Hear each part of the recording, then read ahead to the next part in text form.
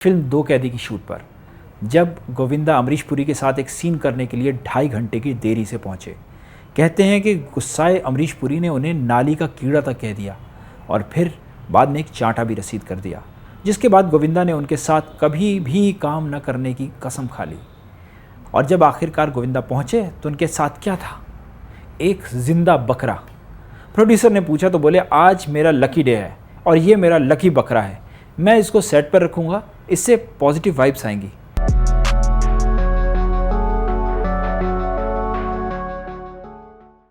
मैं से मीना से न साक़ी से, मैं से मीना से न साक़ी से, न पैमाने से दिल बहलता है मेरा आपके आ जाने से, आपके आ जाने से, आपके आ जाने से। 90 के दशक में बॉलीवुड में कॉमेडी का सिर्फ एक ही बादशाह था और उसका नाम था गोविंदा। आंखें, राजा बाबू, कुली नंबर 1, हसीना मान जाएगी, एक के बाद एक हिट्स ने गोविंदा को हर घर का चहेता बना दिया था। और सुनो, 1999 में बीबीसी ने उन्हें स्टेज और स्क्रीन के टॉप 10 सुपरस्टार्स की लिस्ट में रखा था। लेकिन आज वही गोविंदा 61 साल की उम्र में कभी किसी रियलिटी शो में दिखाई देते हैं तो कभी अपने यूट्यूब चैनल पर फूहड़ गानों पर नाचते नजर आते हैं। लेकिन ऐसा क्या हुआ जो कभी 70-80 फिल्में एक साथ साइन करने वाला सुपरस्टार अब बस यादों में रह गया है? मुझको लंबी उम्र की दुआ न दो, जितनी गुजरी नागवार गुजरी। मैं हूं अबीर वाजपेयी और आज हम बात करेंगे दुनियादारी की में बात गोविंदा के करियर के चढ़ते सूरज और गिरते स्टारडम के बारे में, और गोविंदा से सीखेंगे ज़िंदगी में क्या नहीं करना चाहिए। लेकिन आगे बढ़ने से पहले हमें सब्सक्राइब करना और वीडियो को लाइक करना बिल्कुल मत भूलिए। और हाँ, बताइए आपको गोविंदा की कौन सी फिल्म सबसे ज़्यादा पसंद है? बहुत कम लोग ये जानते हैं गोविंदा का करियर एक्शन फिल्म इल्ज़ाम से शुरू हुआ था। उन्होंने गरीबी देखी थी, अपने पिता के फिल्म प्रोडक्शन से बर्बादी देखी थी, इसलिए गोविंदा ने तय किया पैसा कमाना है, मौका नहीं छोड़ना है।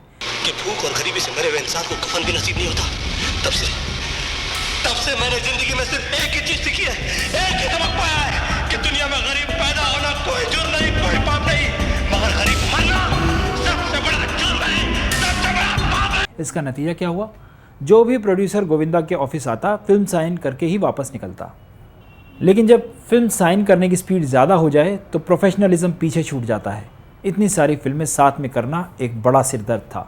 हुआ ये कि गोविंदा सेट पर लेट होने लग गए। आलम यह था कि कई सीनियर एक्टर गोविंदा का इंतज़ार करते रह जाते और सुबह की शूट में गोविंदा शाम के समय पहुंचते। एक बार ऐसी ही वाक़या पेश आया फिल्म दो कैदी की शूट पर जब गोविंदा अमरीश पुरी के साथ एक सीन करने के लिए 2.5 घंटे की देरी से पहुँचे। कहते हैं कि गुस्साए अमरीश पुरी ने उन्हें नाली का कीड़ा तक कह दिया और फिर बाद में एक चांटा भी रसीद कर दिया, जिसके बाद गोविंदा ने उनके साथ कभी भी काम न करने की कसम खा ली। खैर, लेट होने का ये सिलसिला यहीं नहीं रुका। फिल्म बड़े मियाँ छोटे मियाँ की शूट के दौरान गोविंदा के साथ महानायक अमिताभ बच्चन काम कर रहे थे। गोविंदा की लेट लतीफ़ी से वो भी बहुत परेशान थे। जब बच्चन साहब ने गोविंदा को वक्त की अहमियत समझाई तो गोविंदा ने उल्टा उन्हें ही मशवरा दे डाला। बोले, बच्चन साहब मेरी मानिए तो आप भी थोड़ा लेट आया कीजिए ताकि मुझे अपने लेट आने पर कोई अफसोस ना हो। कहने का मतलब है कि हम तो ऐसे ही रहेंगे साहब, अगर आप बदल सको तो बदल जाओ। कुल मिलाकर वेस्टर्न यूपी में जो ट्रक नहीं चलते हैं उस पर लिखा होता है यूँ तो ऐसे ही चलेगी, यही हाल गोविंदा का था। एक एक्शन स्टार के रूप में गोविंदा ने मरते दम तक और खुदगर्ज जैसी फिल्मों में काम किया था, पर फिर आई शोला और शबनम, गोविंदा की पहली बड़ी कॉमेडी हिट। कौन है? वो बुढ़ा खड़ूस मिलिट्री के ऑफिसर का बच्चा। आई एम लाठी। मेरा बस चले तो मैं उसकी बंदूक लेकर उसी के सीने में गोली मार दूं। और फिर शुरू हुआ गोविंदा डेविड धवन का जादू।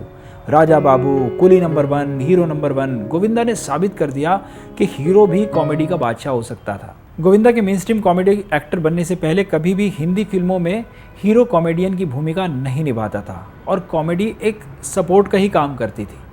पर गोविंदा के कॉमेडियन स्टार बनने के साथ ये मिथक भी ख़त्म हो गया। फिर तो सलमान खान और अक्षय कुमार जैसे हीरो भी कॉमेडी फिल्मों में नजर आने लगे।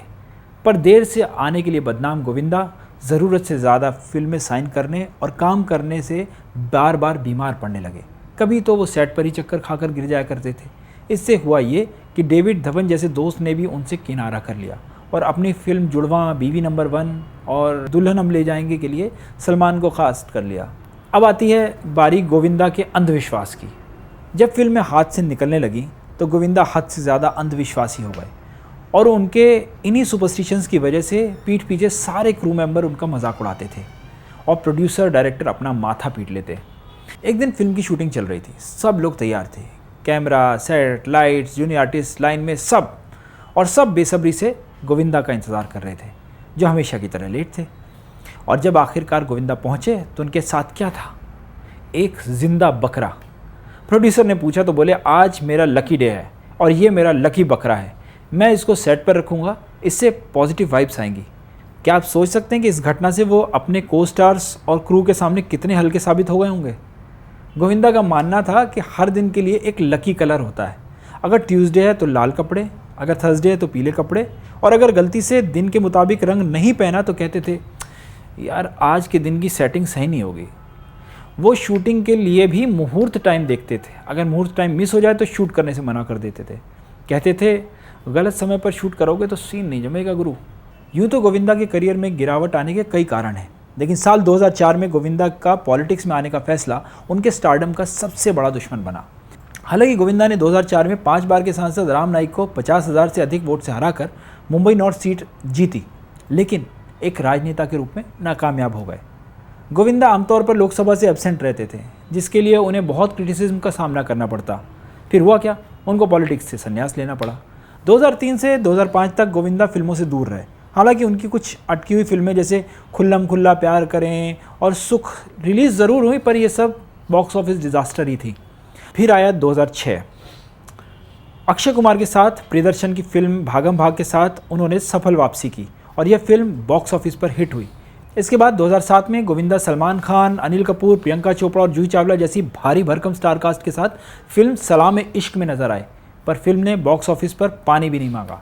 इसके बाद एक बार फिर लंबे समय के बाद उन्होंने डेविड धवन के साथ भागीदारी की और फिल्म का नाम था पार्टनर, जिसमें सलमान खान और गोविंदा ने खूब धमाल मचाया और फिल्म ज़बरदस्त हिट साबित हुई।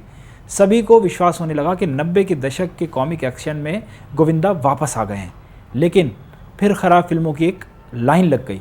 मनी है तो हनी है, चल चला चल, नॉटी एट 40, लाइफ पार्टनर जैसी कई फिल्में लगातार पिटने से गोविंदा का करियर गर्दिश में चला गया।